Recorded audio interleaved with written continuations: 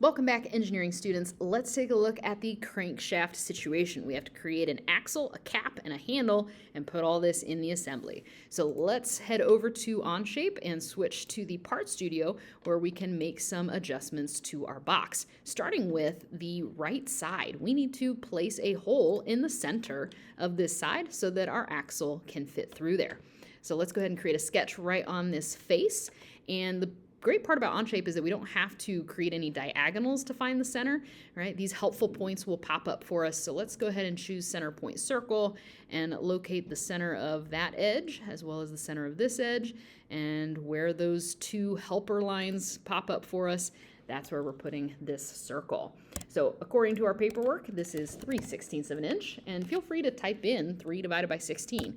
You don't have to come up with the decimal. Onshape can calculate that decimal for us. All right, so we have our hole on this one face. Let's go ahead and green check that. And the nice part is that there are some instructions here to help us with just kind of an extra feature that we can make this extrusion go all the way through to the left side as well. So let's go ahead and choose extrude, select this circle. Now, of course, we want to remove material, and let's check through all, and it's clearly going through this right side, but to make it go through every part it runs into, that's the checkbox next to merge with all. So now we can see that hole going through all the way to the other end. So the hole is in place. If we check on the assembly, it's updated there as well. Good deal. Next up, what do we need to make? Well, we need to actually make the axle, which, hey, we can do this real quickly by re-extruding the hole to create the axle. So one thing we'll need to reuse is to reuse sketch 6 because we need that same circle. And let's go ahead and hit the extrude button, choose that circle. We see it start to pop out as additive material. And then there's a little bit of extra info, like to check the box next to second end position and set a couple of depths. So I'm going to choose second end position to let myself extrude this both left and right. So if I move this slider, I can see what it's doing here. So I'm going to set the original depth at 0.25 based on how far it's sticking out on the right side. And then I'm going to set this depth to be 5.25 inches so that it goes all the way across the box and sticks out an even amount on the other side. Go ahead and green check our axle. This was a brand new part added to our parts bar, so let's go ahead and rename it axle. And we do have some information about a material and a color if we so choose. So let's go ahead and assign the material as poplar. So just, yeah, cheap dowel sticks can be made out of birch or poplar. And then let's go ahead and edit the appearance, although I kind of like that color. The color given was EFDCA 7. All right. Yeah, that looks kind of like poplar, I suppose, or birch. It's kind of a light wood.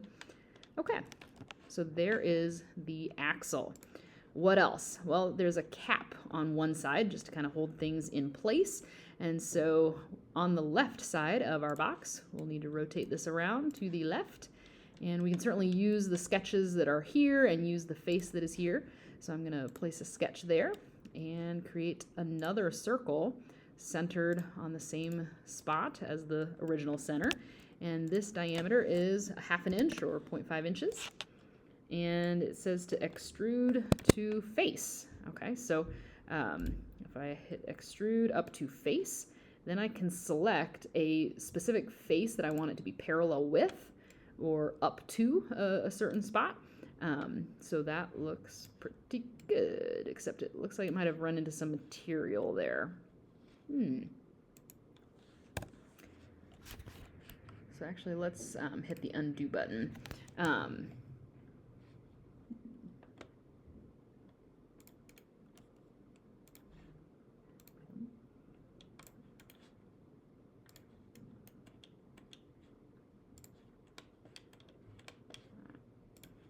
So this cap that we're creating is supposed to go on the left side of our box. So let's go ahead and rotate this thing around to the left side. And I'm going to go ahead and put my sketch right on the end of this axle. And I'm going to create a circle centered on the same spot. And it is 0.5 inches in diameter. So we can see it sticking up or sticking off of the surface of the box. And so when I go to extrude this circle, right, I just want the outer part there. And the instructions tell us to choose up to face or extrude to face. So if I choose that and then pick on the face of the box, it knows which way to extrude.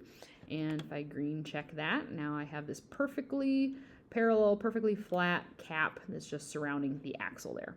So let's go ahead and rename this new part to be cap. And if we want to set material, this is going to be made out of plastic for the cap.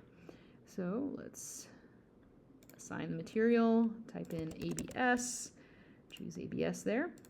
And we can also assign a color to it if we so choose.